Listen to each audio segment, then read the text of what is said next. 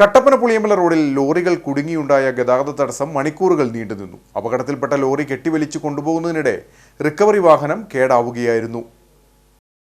രാവിലെ 8 മണിയോടെയാണ് സംഭവം. കഴിഞ്ഞ ദിവസം ശാസ്താനടയിൽ അപകടത്തിൽപ്പെട്ട ലോറിയുമായി കമ്പത്തേക്ക് പോവുകയായിരുന്ന റിക്കവറി വാഹനം കേടായതോടെയാണ് ഗതാഗത തടസ്സമുണ്ടായത്.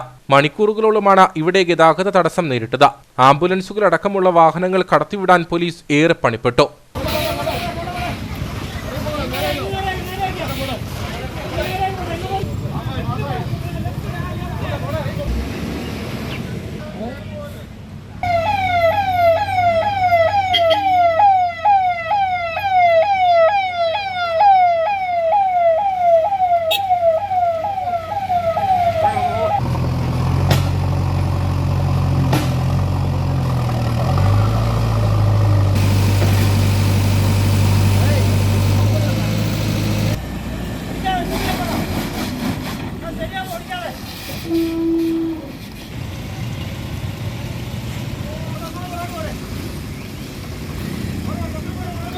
ഏറ്റവും തിരക്കേറിയ സമയത്താണ് റോഡിൽ ഗതാഗത തടസ്സമുണ്ടായത്.